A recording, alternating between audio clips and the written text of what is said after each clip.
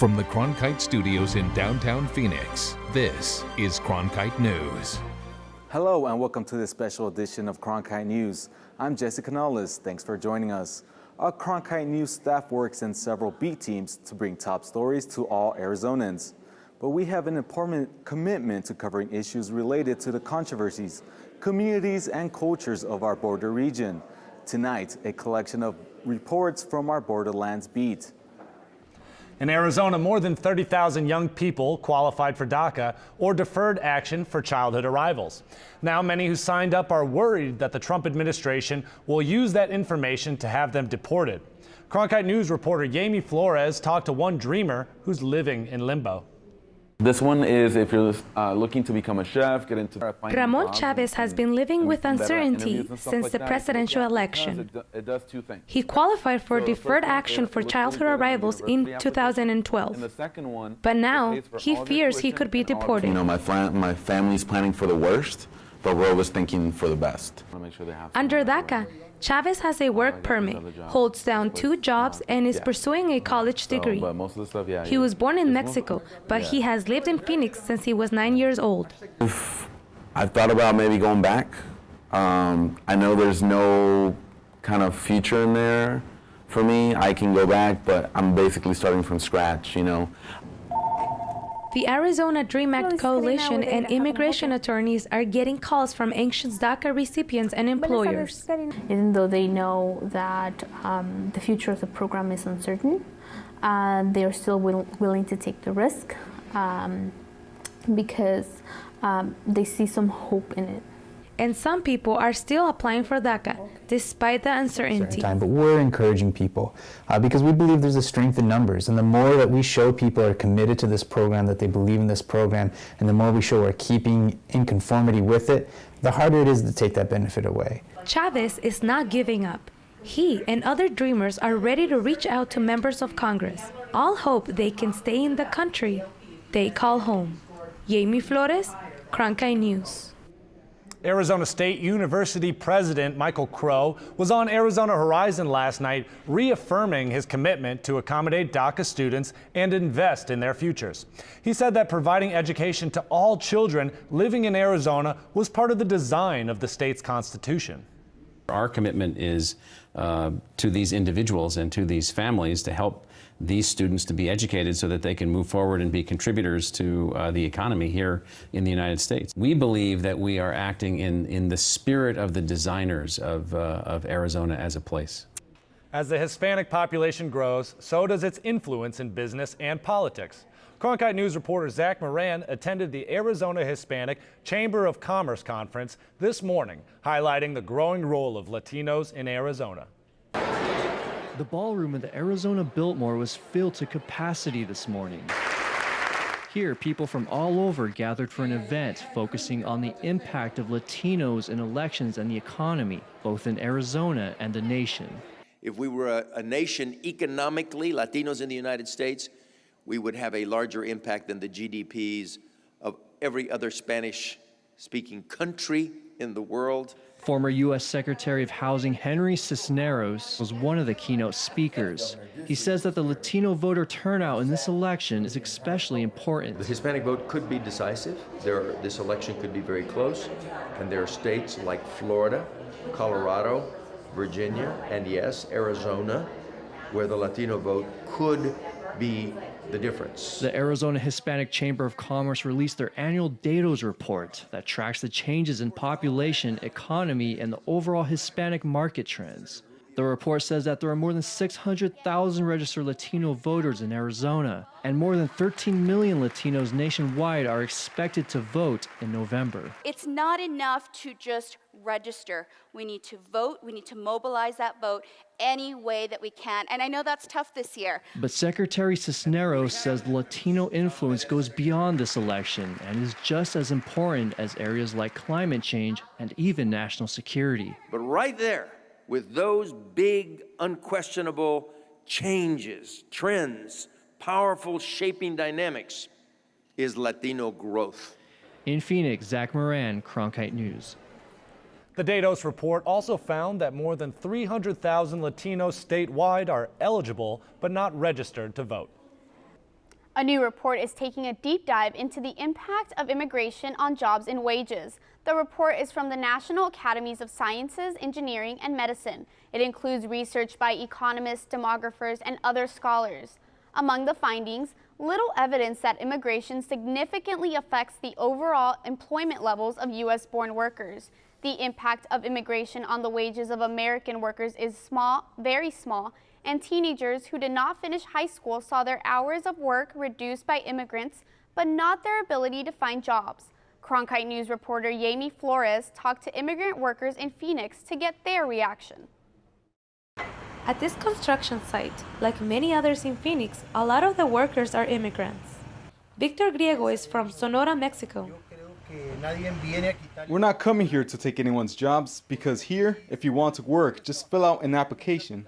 The new report by the National Academies of Sciences, Engineering, and Medicine found there is little evidence that immigration affects overall employment for workers born in this country. I think that's a lie because right now we're looking for people to hire and we can't find enough workers. Construction is just one type of job done by many immigrants. And even on bad weather days, the work has to be done. A light rain did not stop the work on this apartment building. We all struggle, and that's what we're all here for. That's why we work, because of our families, because of our kids, because we want them to go further than we did. The report found educating the children of first-generation immigrants cost local governments money. But when those kids grow up, they contribute to the economy. Jamie Flores, Cronkite News. The report also found high-skilled immigrants, especially in technology and science, who have come in recent years, help spur innovation and create jobs. The number of Hispanic-owned businesses in Arizona is on the rise, according to the Arizona Hispanic Chamber of Commerce. Reporter Anthony Marroquin took a look at how much Latino businesses have grown and what a local nonprofit is doing to help.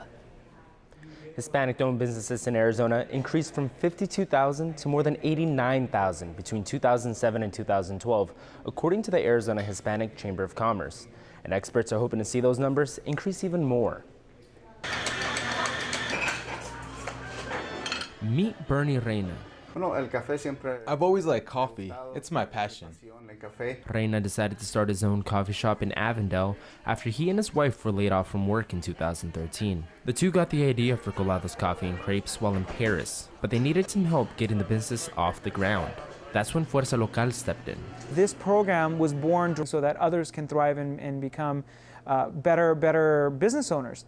Fuerza Local is a local nonprofit that provides classes in Spanish for Latino business owners to teach them how to become successful business leaders. The name of the organization is called Fuerza Local, which translates to local force.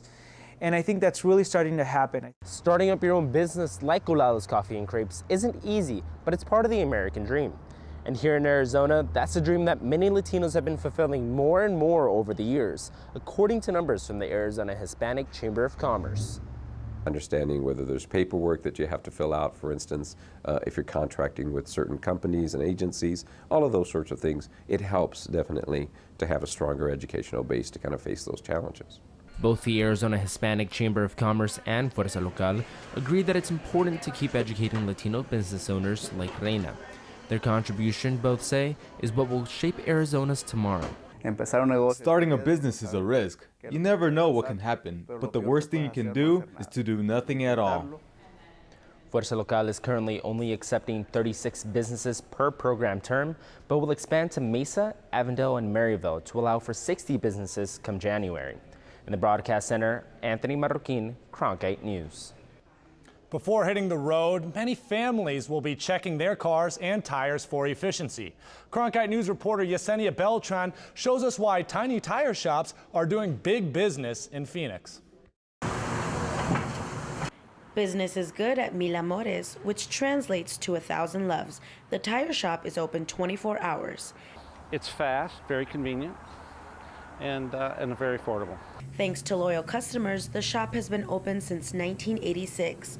The business is so successful, some workers have left to start their own tire shops. In the last 10 years, we've seen tough competition, having so many tire shops. It is good for our customers because no one ends up stranded on the street. The manager says that in this area of South Phoenix alone, there are about 20 small tire shops. Because it's close to me, and I've heard good words about it, and I've came here before several times, and they've treated me real good. Most tiny tire shops rely on word of mouth to get customers looking to repair or replace their tires. I wanted to show you what kind of tires you can get. This one here is completely new from the factory, guaranteed. This one here is a used tire in great condition. And lastly, we have our used tire as well in terrible condition, definitely unsafe for the road. Above all, the person's safety is our top priority.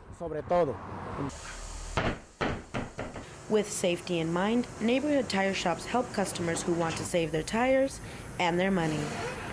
In Phoenix, Yesenia Beltran, Cronkite News. Hispanic Heritage Month celebrations are underway. Cronkite News reporter Lillian Griego traces historic significance of the grito.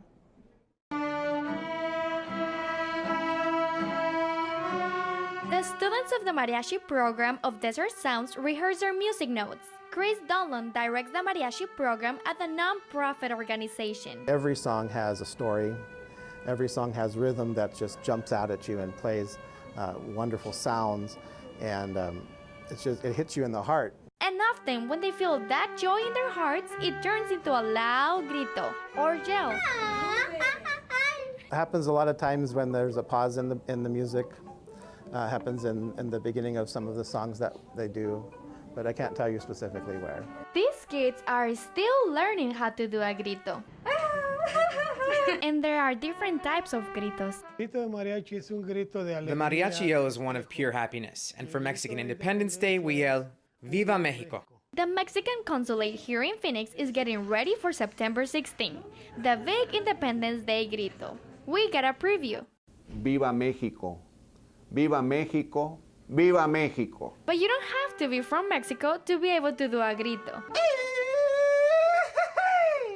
For many Mexican families, the grito is a passed-on tradition. I don't even remember the first time I heard a grito. I learned by listening to Mexican music in family gatherings and then trying it myself. And my grito goes like this. In Phoenix, Lillian Griego, Cronkite News. According to the U.S. Census Bureau, Arizona has the 6th largest Hispanic population in the country. Over the last few years, Valley sports teams have made it a priority to engage and grow their Hispanic fan bases. Cronkite sports reporter Giselle Cancio is tracking the effort of the Arizona Diamondbacks to cultivate a diverse atmosphere at the ballpark. Giselle? Last season, the Diamondbacks launched their Somos Hispanos, Somos D-backs campaign, which translates to We are Hispanics, we are D-backs. The goal? To embrace the team's Latino fan base more than ever before. A part of that effort, the Hispanic Heritage Festival the team recently hosted. I've been around a number of parks, but so this is kind of unique, being so close to the border. There's a lot of fans. There's a lot of fans that come up from Mexico. On any given night, the Diamondbacks say about 20% of the ballpark crowd is made up of fans of Latino descent. I think that they recognize, what the majority of the community is here in Arizona, and it is nice to be, like I said, appreciated and recognized for that, and on a bigger scale. The Diamondbacks make Latino outreach a top priority, hosting multiple events, including their annual Hispanic Heritage Festival. And it's not just about the fan base, as 31% of Arizona's 40-man roster represents a Latin-based country. We got an evolution right now, they call us, so we enjoy this. The players even took some time before Saturday's game against the San Francisco Giants to snap selfies with fans at the festival. We live in a state where it's a borderline state to Mexico, so it's really cool that they take that and notice and make something for more people of that race to come out. There's one last Hispanic targeted event before the season ends. Saturday, the team hosts its final Los D-backs Fiesta de la Familia, featuring live music, food, and family entertainment. In the Media Center, Giselle Cancio, Cronkite News. Border residents told Congress today that they're not happy with the way Border Patrol agents are doing their jobs. Sabella Scalise is in Washington, D.C., where two southern Arizona residents expressed their grievances to a House committee. Peggy Davis and Gary Brashaw both live in between the border and border control checkpoints. They both want a change in what they call problematic security practices.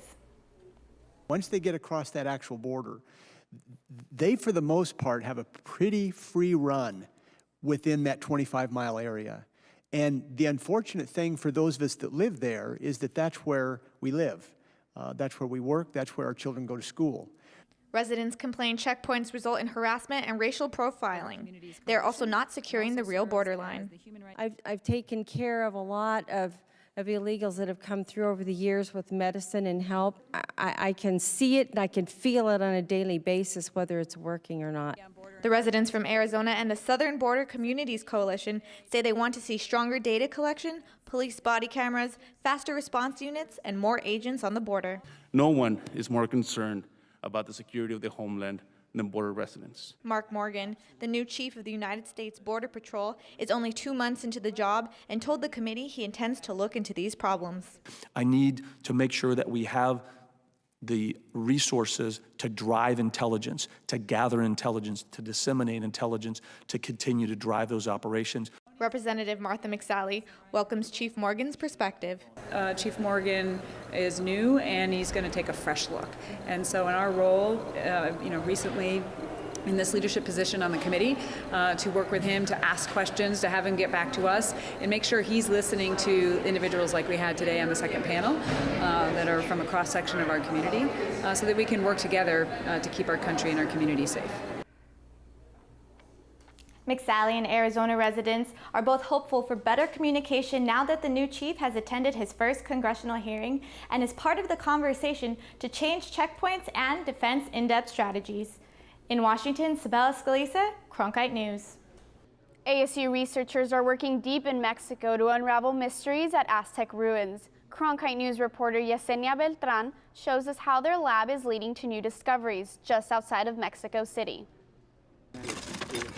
At an archaeological site near Mexico's ancient pyramids in Teotihuacan, there's a bustling research lab. Michael Smith is the director of the ASU Teotihuacan Research Lab. Most of the field work at the site is done by Mexican archaeologists, but we are sort of a focus for the U.S. archaeologists and other foreign archaeologists that are there.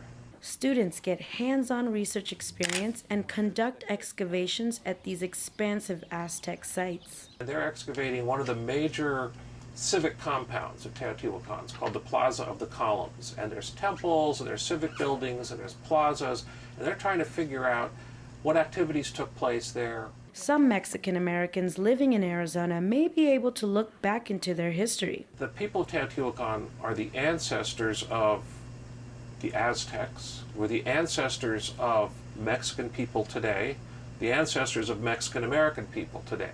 So many people in Arizona can trace their ancestry back to this site. One of the biggest challenges is making sense of millions of artifacts and understanding the early civilizations. They came from some other region, I don't know. The houses of Teotihuacan were remarkably large and luxurious. People had a very high quality of life. And I've known that for a while, but we decided to calculate the level of social inequality. The results were surprising. People were very well off economically, and there weren't the disparities between rich and poor that we have in the world today. Researchers say today's urban planners can learn something from ancient cities like Teotihuacan, the biggest of its time. In Phoenix, Yesenia Beltran, Cronkite News. Immigration issues also have a major impact on the American workforce. Cronkite News reporter David Caltabiano spoke with advocates and businesses here in the Valley. This local cement manufacturing company is pushing out tons of cement on the conveyor belt every day, wrapped up and ready to be used in neighborhoods across the valley. But there's one problem. Superlight can't sell their cement to contractors because the contractors don't have enough workers to install it. They've tried to hire the American worker. They've paid more in labor and wages, and the attrition rate sometimes can be as quickly as 3 days, but the average is closer to 7. That's right. Angel says workers quit in a week or less. They've just walked off the job and said, I don't want to do this. And unfortunately, we also hear, I can make almost as much or as much on welfare. But the companies still need workers. They say anywhere from 1,000 to 3,000 new employees. And they're looking outside the U.S. to fill them. Lance Wells has been in business immigration litigation for more than 30 years. Whenever there's a problem, like so we had the Great Recession, lots of people unemployed. Who do we blame for that? Well, we've got all these illegal folks here taking all the jobs, and so we got a lot of unemployment among our U.S. citizens. There's always somebody to blame. That might be true in some other parts of the United States, but that's just never been true here in Arizona. Wells works with hundreds of companies, including those cement businesses. He says government needs to make it easier for foreign workers to get visas. But State Senator John Kavanaugh disagrees. We have college-educated people who are baristas at Starbucks making minimum wage or near minimum wage. I think if they were offered jobs in construction, paying 3-4 times that amount, I think they would jump on those jobs. Senator Kavanaugh agrees with the notion that temporary visas can be issued to companies that need workers, but says a call to the U.S. Department of Labor wouldn't do any good. First, I would need a Republican on the other end of the phone answering. Otherwise, I don't think what I have to say will do much. The problem with the Democrat Party is that they pander to illegal immigrants. In the meantime, Superlight and companies like it will try to work through the immigration red tape to find workers. In Chandler, Arizona, David Coltobiano, Cronkite News.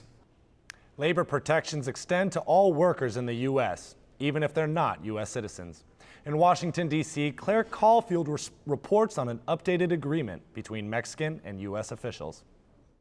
Here at the Mexican Embassy in Washington, D.C., steps were taken to ensure Mexican nationals who feel they have been treated unfairly have a direct line to the Department of Justice. Under an agreement signed in honor of Labor Day, lawyers from the Justice Department will receive discrimination claims directly from the 50 Mexican consulates in the United States. Additionally, the Justice Department will participate in educational events so all workers know their rights and anti-discrimination laws are upheld. Well, it's very important because there are a lot of immigrants who come to this country who are unaware of their rights. And many times those individuals turn to their consulates or their embassies for help or assistance. The Mexican ambassador said in 2015, the consulates educated almost 60,000 workers nationwide on discrimination based on citizenship, immigration status, or nation of origin. Workers in Arizona can go to the consulates in Phoenix and Tucson and receive these pamphlets on sexual harassment, workplace injury, and minimum wage. In Washington, D.C., Claire Caulfield, Cronkite News. The Valley is home to a lot of food from around the world, including fusion restaurants that combine cuisine and culture. A new report by the Arizona Hispanic Chamber of Commerce shows Latinos spend more per capita than other groups eating out, and that influences the kind of restaurants we're seeing here in Phoenix. Cronkite News reporter Yami Flores sunk her teeth into the world of Mexican sushi. This is one of many restaurants in Phoenix that serves Mexican sushi. The rolls are a fusion between Mexican and Japanese ingredients. You need a rice maker, you need seaweed, you need a fish, you need shrimp, you need cheese. The idea originally started in Mexico. Hernan Rivera Jr. and his father were the first to bring it to Phoenix. Mexican sushi basically is more spices, more steak, more chicken, and it's fully cooked and it's deep fried. Sushi Sonora opened a second restaurant in March. Most of our target marketing is for the people that don't eat raw fish. Most of their customers are Hispanic and would much rather have cooked sushi. We do like the traditional one, but fried is our favorite. During the week, they get a lot of to-go orders, but it's on the weekend when people wait up to an hour to try their most common dishes, such as cielo, mar y tierra. The recipe is a combination of steak, chicken, shrimp with avocado, and cream cheese. El sushi. This customer's favorite sushi is the deep-fried shrimp. The appetite for Mexican sushi is growing. The Riveras now face competition from at least 9 similar restaurants. In Phoenix, Yami Flores, Cronkite News. A growing number of Arizona businesses are benefiting from a Latino tradition. Quinceañeras are a coming-of-age celebration for 15-year-old girls, and as Cronkite News reporter Lillian Griego shows us, for some families, it's a reason to splurge. I've been wanting a quinceañera since I was 6 years old. In June, Lisette Ravago's dream came true. The Italian food was bomb, was really good, and my dresses came out beautiful, and my chambelanes did the vibes really good, and my parents just looked amazing. This picture with my dress. But all this cost a lot of money. Lisette says that her parents spent as much as $30,000 on her party, and businesses like this dress shop benefit. En un fin de semana puede haber 3 quinceañeras. Over one weekend, there could be 3 quinceañeras, and the next, 6 or 7. Quinceañera dresses come in all sizes, colors, and styles, and the price is different. For example, this one is $400, but this gold one over here is $1,000. There are also event planners like Claudia Morgado, who does both weddings and quinceañeras. She owns this reception hall. You have to talk to the DJ, how they're going to plan it. You have to be talking to the photographer, how they are going to plan the same day. We need to get together on the food, how the food is going to get done, what time. So is it all worth it? The best memory was that I actually spent time with my family, and I just know I'll have this memory for the rest of my life until I have a daughter someday. While many cannot afford an expensive quinceañera, families find a way to celebrate tradition. Lilian Griego, Cronkite News. That's it for this special edition of Cronkite News. For top Arizona stories anytime, go to cronkitenews.azpbs.org.